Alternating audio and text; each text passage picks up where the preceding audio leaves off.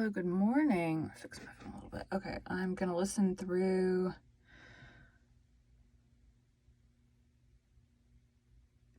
the character voices real quick. Just remember who they are.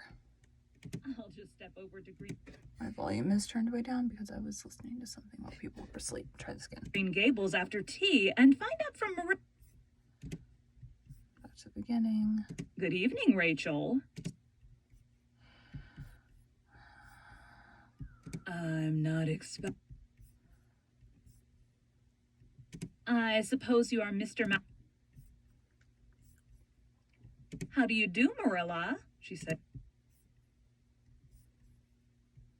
Why, I guess so. All right, that is our characters. I have a very long list of podcast episodes to be edited, or podcast chapters. Okay, make sure this is aimed at my mouth.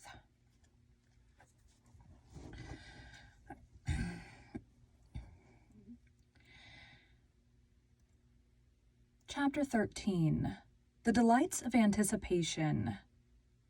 It's time for Anne to do her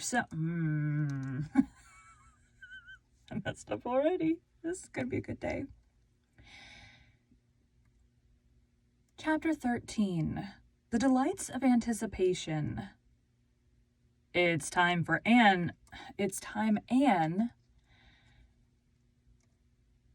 Chapter 13, The Delights of Anticipation. It's time Anne was in to do her sewing, said Marilla, glancing at the clock and then out into the yellow August afternoon where everything drowsed in the heat.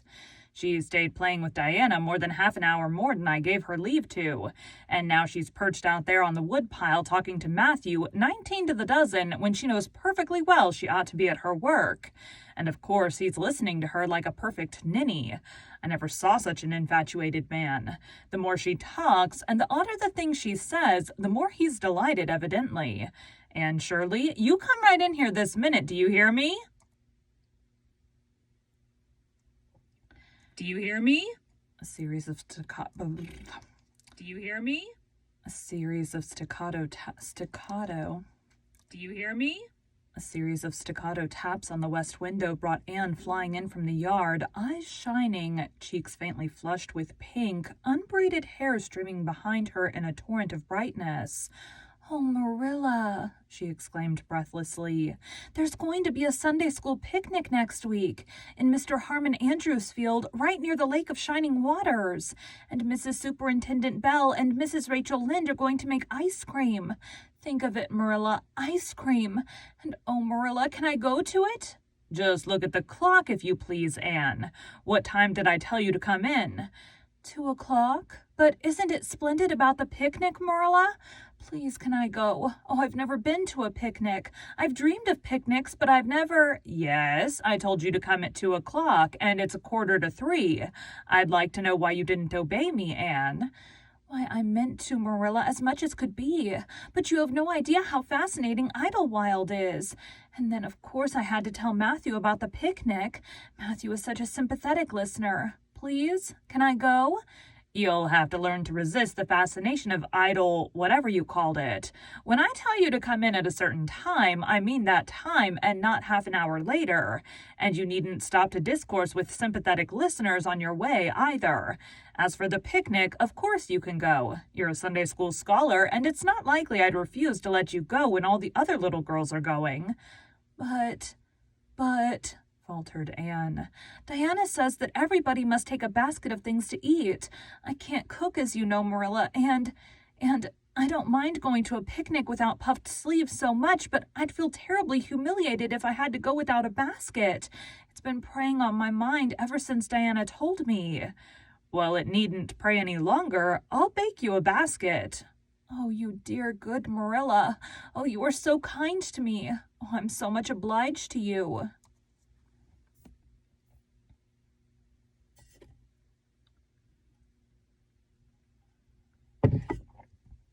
To you. Getting through with her O's, Anne cast herself into Marilla's arms and rapturously kissed her sallow cheek. It was the first time in her whole life that childish lips had voluntarily touched Marilla's face. Again, that sudden sensation of startling sweetness thrilled her. She was secretly vastly pleased at Anne's impulsive caress, which was probably the reason why she said brusquely, There, never mind your kissing nonsense. I'd sooner see you doing strictly as you're told. As for cooking, I mean to begin giving you lessons, and that's some of these days. But you're so feather-brained, Anne, I've been waiting to see if you'd sober down a little and learn to be steady before I begin. You've got to keep your wits about you in cooking and not stop in the middle of things to let your thoughts rove all creation. Now, get out your patchwork and have your square done before tea time. Time. I do not like patchwork, said Anne dolefully, hunting out her work basket and sitting down before a little heap of red and white diamonds with a sigh. I think some kinds of sewing would be nice, but there's no scope for imagination in patchwork. It's just one little seam after another, and you never seem to be getting anywhere. But of course, I'd rather be Anne of Green Gables sewing patchwork than Anne of any other place with nothing to do but play. I wish time went as quick sewing patches as it does when I'm playing with Diana, though. Oh, we do have such elegant times, Marilla. I have to furnish most of the imagination, but I'm well able to do that. Diana is simply perfect in every other way. You know that little piece of land across the brook that runs up between our farm and Mr. Barry's? It belongs to Mr. William Bell, and right in the corner there's a little ring of white birch trees. The most romantic spot, Marilla. Diana and I have our playhouse there. We call it Idlewild. Isn't that a poetical name? I assure you it took me some time to think it out. I stayed awake nearly a whole night before I invented it.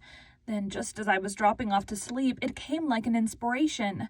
Diana was enraptured when she heard it. We've got our house fixed up elegantly. You must come and see it, Marilla, won't you? We have great big stones all covered with moss for seats, and boards from tree to tree to...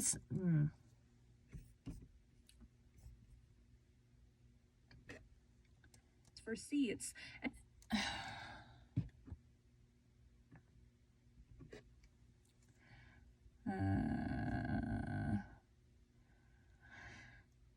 For seats. And boards from tree to tree for shelves, and we have all our dishes on them. Of course, they're all broken, but it's the easiest thing in the world to imagine that they are whole. There's a piece of a plate with a spray of red and yellow ivy on it that is essentially especially.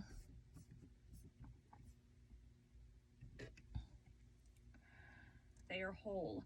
Dang it, I keep doing it too soon. The line looks flat, but it's not. They are whole. There's a piece of a plate with a spray of red and yellow ivy on it that is especially beautiful. We keep it in the parlor, and we have the fairy glass there, too. The fairy glass is as lovely as a dream. Diana found it out in the woods behind their chicken house. It's all full of rainbows, just little young rainbows that haven't grown big yet.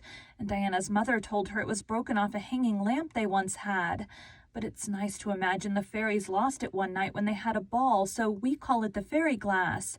Matthew's going to make us a table. Oh, we have named that little round pool over in Mr. Barry's field Willowmere. I got that name out of the book Diana lent me. That was a thrilling book, Marilla. The heroine had 5 lovers. I'd be satisfied with one, wouldn't you? She was very handsome, and she went through great tribulations. She could faint as easy as anything. I'd love to be able to faint. Wouldn't you, Marilla? It's so romantic. But I'm really very healthy for all I'm so thin. I believe I'm getting fatter, though. Don't you think I am? I look at my elbows every morning when I get up to see if any dimples are coming. Diana's having a new dress made with elbow sleeves. She's going to wear it at the picnic. Oh, I do hope it will be fine next Wednesday. I don't feel that I could endure the disappointment if anything happens to prevent me from getting to the picnic. I suppose I'd live through it, but I'm certain it would be a lifelong sorrow. It wouldn't matter if I got to 100 picnics in after years. They wouldn't make up for missing this one. They're going to have boats on the Lake of Shining Waters, and ice cream, as I told you. I've never tasted ice cream. Diana tried to explain what it was like, but I guess ice cream is one of those things that are beyond imagination. And you have talked even on for 10 minutes by the clock, said Marilla. Now, just for curiosity's sake, see if you can hold your tongue for the same length of time. Anne held her tongue as desired, but for the rest of the week she talked picnic and thought picnic and dreamed picnic. On Saturday it rained, and she worked herself up into such a frantic state lest it should keep on raining until and over Wednesday that Marilla made her sew an extra patchwork square by way of steadying her nerves.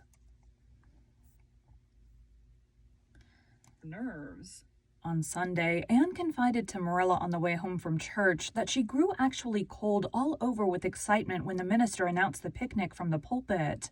Such a thrill as went up and down my back, Marilla. I don't think I'd ever really believed until then that there was honestly going to be a picnic. I couldn't help fearing I'd only imagined it. But when a minister says a thing in the pulpit, you just have to believe it. You set your heart too much on things, Anne, said Marilla with a sigh. I'm afraid there'll be a great many disappointments in store for you through life. Oh, Marilla, looking forward to things is half the pleasure of them, exclaimed Anne. You mayn't get the things themselves, but nothing can prevent you from having the fun of looking forward to them. Mrs. Lynde says, Blessed are they who expect nothing, for they shall not be disappointed. But I think it would be worse to expect nothing than to be disappointed. Marilla wore her amethyst brooch to church that day as usual. Marilla always wore her amethyst brooch to church. She would have thought it rather sacrilegious to leave it off, as bad as forgetting her Bible or her collection dime. That amethyst brooch was Marilla's most treasured possession. A seafaring uncle had given it to her mother, who in turn had bequeathed it to Marilla. It was an old-fashioned oval containing a braid of her mother's hair, surrounded by a border of very fine amethysts. Marilla knew too little about precious stones to realize how fine the amethysts actually were, but she thought them very beautiful and was always pleasantly conscious of their violet shimmer at her throat, above her good brown satin dress, even although she could not see it. Anne had been smitten with delighted admiration when she first saw that brooch. Oh, Marilla, it's a perfectly elegant brooch. I don't know how you can pay attention to the sermon or the prayers when you have it on. I couldn't, I know. I think amethysts are just sweet. They are what I used to think diamonds were like. Long ago, before I had ever seen a diamond, I read about them and I tried to imagine what they would be like. I thought they would be lovely, glimmering purple stones. When I saw a real diamond in a lady's ring one day, I was so disappointed I cried.